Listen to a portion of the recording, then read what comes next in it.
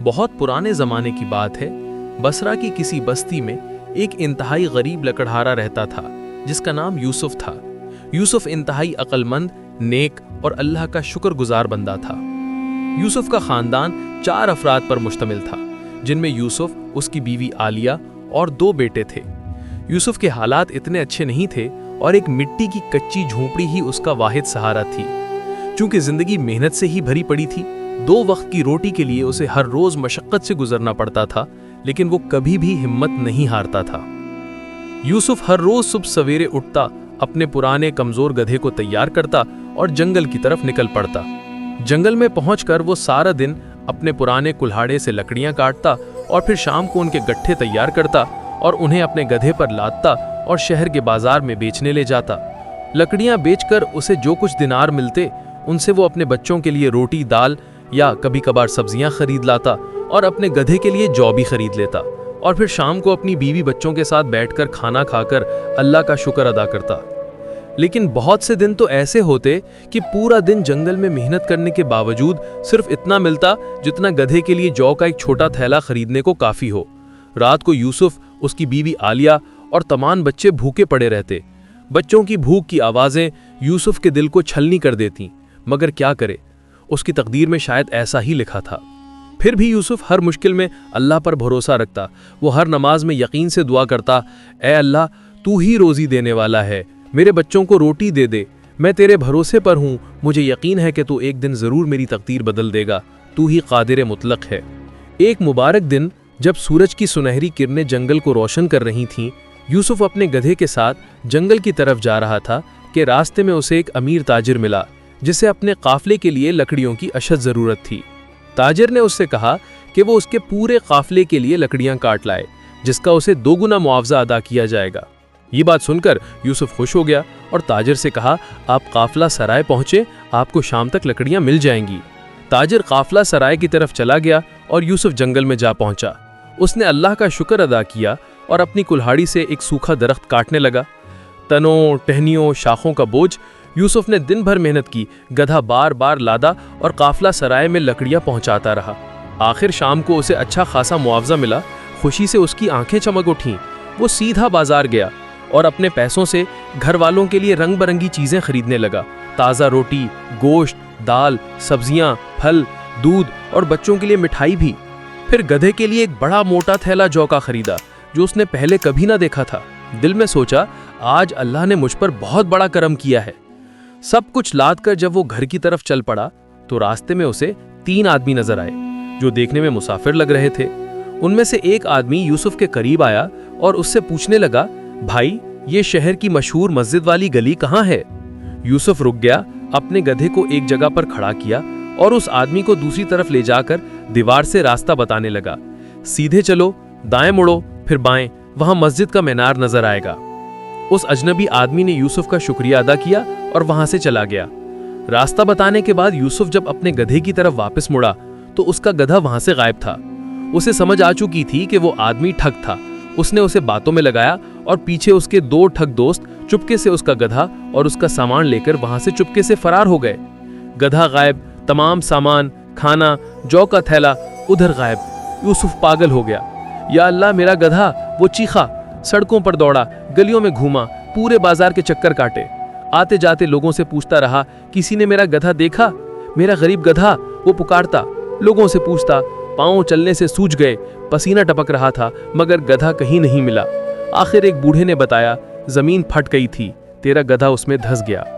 یوسف سمجھ گیا کہ جو ٹھگ اس کا گدھا لے کر گئے ہیں وہ اب اسے کبھی واپس نہیں مل سکے گا۔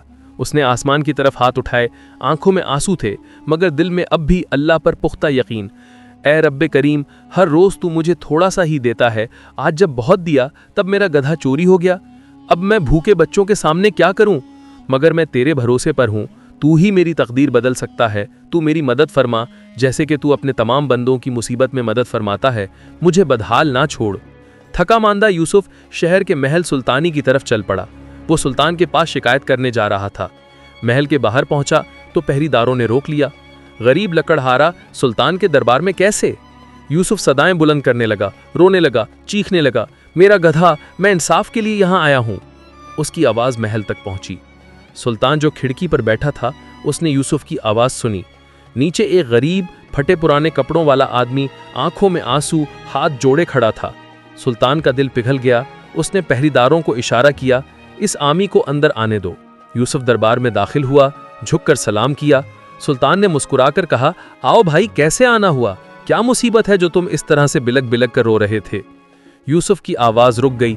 वो रोते हुए पूरी कहानी सुना दी कि कैसे आज उसे इतना ज़्यादा काम मिला और वो बहुत खुश था। उसे आज बहुत दिनार मिले और उसने अपने घर वालों के लिए बहुत कुछ खरीदा, लेकिन 3 ठग उसका सारा सामान और गधा लेकर बाजार से फरार हो गए।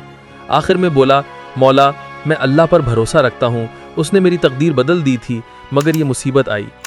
सुल्तान को उसकी कहानी सुनकर उस पर बहुत तरस आया। वो यूसुफ से कहने लगा, तुम एक मेहनती आदमी हो और तुम्हारा अल्लाह पर यकीन देखकर मेरा दिल खुश हो गया। तुम जैसे लोग हमारी रियासत का फ़ख्र हैं, जिनके ईमान की सच्चाई से ये रियासत आज भी अपनी पूरी ताकत के साथ कायम है। फिर सुल्तान ने खजांची को हुक्म दिया कि इस लकड़हारे को सब कुछ सरकारी खजाने से अता किया जाए, इसके नुकसान का अजाला किया जाए। सुल्तान ने यूसुफ को भरपूर इनाम से नवाजा।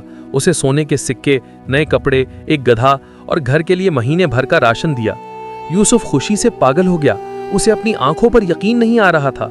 वो सुल्तान को दुआएं देने लगा और कहने लगा, ऐ सुल्तान सलामत, रियासतें सिर्फ नेक रियाया की वजह से ही नहीं बल्कि नेक सुल्तानों की वजह से भी कायम रहती हैं। अल्लाह आपका इकबाल हमेशा बुलंद रखे। यूसुफ खुशी खुशी दरबार से चला गया। वो अपने आप से सरगोशी कर रहा था, ऐ अल्लाह, तूने करम कर दिया, तूने मेरा भरोसा सच कर दिया। लेकिन सुल्तान के दरबार में मौजूद एक वजीर जो ये सब कुछ देख रहा था, हसद से जल उठा। ये गरीब लकड़हारा कैसे इतना अजीम इनाम पा गया? मैंने तो बरसों सुल्तान की खिदमत की, लेकिन कभी भी इतना इनाम नहीं पाया। वो सुल्तान के पास गया और उसके कान में सरगोशी की, मौला, मुझे ये आदमी झूठा और मक्कार लग रहा है। इसने इनाम हासिल करने के लिए आपको झूठी कहानी सुनाई और खुदा पर यकीन होने का झूठा ढोंग रचा, जिससे आपको इस पर तरस आ गया और वो आपसे ढेरों इनाम ले उड़ा। मुझे नहीं लगता ये आदमी नेक है। मुझे इसे आजमाने दें, मैं इससे सवाल करूंगा जिससे इसका धोखा खुलकर आपके सामने आ जाएगा। ये सुनकर सुल्तान सोच में पड़ गया और उसे थोड़ा सा गुस्सा भी आया। अगले दिन सुल्तान ने यूसुफ के घर सिपाही भेजे और उसे दरबार में ला खड़ा किया। वो घबराया, उसका दिल धड़क रहा था, मगर दिल में अल्लाह का यकीन, ए रब्बे करीम, तू ही मददगार है।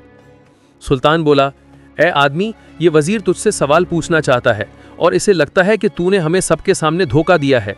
तुझे इस सवाल का जवाब हर हाल में सही देना है। सही जवाब दिया तो तुझे पिछले इनाम से 2 गुना इनाम मिलेगा, और अगर गलत जवाब दिया तो तेरा झूठ पकड़ा जाएगा, तो तेरी गर्दन उड़ा दी जाएगी। यूसुफ ने सर झुकाया और अल्लाह से मदद मांगी। वजीर ने पूछा, दुनिया का आगाज़ कहाँ है और अंजाम कहाँ? यूसुफ गहरी सोच में पड़ गया, मगर एक लम्हा सोचा और बोला, मौला, दुनिया का आगाज़ और अंजाम अल्लाह की मर्जी में है, क्योंकि ज़मीन गोल है। मौला, आप कहीं से शुरू भी करो, वो पूरी ज़मीन का चक्कर काटकर घूमकर वहीं ख़त्म हो जाएगी, और सबसे अजीम नुक्ता ही तो अल्लाह की रज़ा है। ये जवाब सुनकर सुल्तान मशहूर हो गया। उसे यूसुफ का ये जवाब बहुत पसंद आया। दरबारी उसके जवाब पर उसे दाद देने लगे। वज़ीर खामोश हो गया और दिल ही दिल में उसे यूसुफ पर और ज़्यादा गुस्सा आने लगा और उसके हसद में भी इजाफा हो गया। सुल्तान ने पहले से 2 गुना इनाम दिया। यूसुफ खुशी खुशी दरबार से निकला। वज़ीर का गुस्सा आसमान छू गया। वो पूरी रात सो न सका। उसे लगा कि भरे दरबार में उसकी बेइज्जती हुई है और वो खुद झूठा साबित हुआ है। इसलिए उसने यूसुफ से बदला लेने का फैसला कर लिया। अगले दिन सुबह फिर वो सुल्तान के पास आया और कहने लगा, मौला, ये लकड़हारा बहुत मक्कार है। उसे उसकी अच्छी किस्मत ने बचा लिया। आप मुझे एक और मौका दें, मैं इसे एक और सवाल से पकड़ लूँगा। सुल्तान को हैरत होने लगी, लेकिन चूंकि ये वज़ीर बहुत देर से सुल्तान की खिदमत कर रहा था, इसलिए उसने एक मर्तबा फिर उस पर यकीन कर लिया और अपने सिपाही यूसुफ के घर भेजे। कुछ देर बाद सिपाही यूसुफ को लेकर दरबार में दाखिल हुए। यूसुफ फिर से परेशान हो गया। एक मर्तबा फिर वही शर्त रखी गई, जवाब सच हुआ तो इनाम कल के इनाम से 2 गुना दिया जाएगा, और जवाब गलत होने की सूरत में मौत की सज़ा थी। यूसुफ ने एक बार फिर दिल ही दिल में अल्लाह से मदद मांगी और फिर सवाल पूछा गया। वज़ीर फौरन बोला, तुम कहते हो कि तुम्हें खुदा पर बहुत यकीन है और तुम्हें उस पर बहुत भरोसा है, तो फिर तुम मुझे ये बताओ कि खुदा का चेहरा कहाँ है? यूसुफ ने ये सवाल सुना और मुस्कुराने लगा। सुल्तान को समझ आ गई थी कि यूसुफ को इस सवाल का जवाब भी पता है और ये आदमी झूठा और मक्कार नहीं है। यूसुफ ने फौरन सुल्तान से कहा, एक शमा लाएं। शमा जलाई गई। यूसुफ बोला, मौला, शमा का नूर कहाँ है? सुल्तान, हर तरफ। इसी तरह खुदा भी कुरान में कहता है कि वो ज़मीनों और आसमानों का नूर है और उसका नूर लामतना ही है जो हर जगह फैला हुआ है। इसलिए खुदा का चेहरा हर जगह मौजूद है, वो नूर है, हर सिमत में फैला हुआ है, मेरा यकीन उसी पर है।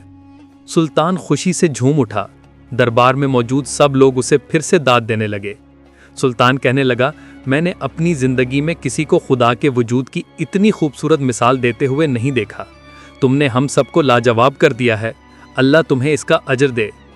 फिर सुल्तान ने ऐलान किया कि यूसुफ को 2 गुना नहीं बल्कि 10 गुना खजाना दिया जाएगा। यूसुफ ने अल्लाह का शुक्र अदा किया। सब लोग यूसुफ को मिले इनाम पर खुश थे और वो आपस में ये सरगोशी कर रहे थे कि यूसुफ इस इनाम का हकदार है। लेकिन वजीर का चेहरा गुस्से से काला हो गया। वो अपने गुस्से में अपने आप को जला रहा था। आज फिर पूरी रात वजीर को नींद न आई। वो हसद में इस कदर डूब चुका था कि वो हर हाल में यूसुफ को नुकसान पहुंचाना चाहता था, चाहे उसे अपने आप को दांव पर क्यों न लगाना पड़े। अगली सुबह वजीर ने आखिरी हमला किया। मौला, पहले मुझे लगता था ये आदमी झूठा है, लेकिन ना सिर्फ झूठा है बल्कि ये जादूगर भी है। इससे सब कुछ वापस ले लो और इसे सजा दो।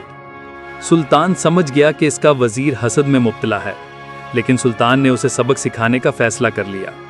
सुल्तान ने एक बार फिर यूसुफ को दरबार में बुलाया और शर्त बिल्कुल वही थी, लेकिन यह सवाल भी आखिरी था। यूसुफ थोड़ा परेशान हुआ, लेकिन उसने 2 रकत नफल नमाज पढ़ी। उसके दिल में इत्मीनान था। वो दुआ से फारिग होकर आया और कहने लगा, क्या सवाल है? वजीर शैतानी मुस्कुराहट के साथ कहने लगा, खुदा का काम क्या है? यूसुफ खामोश हो गया।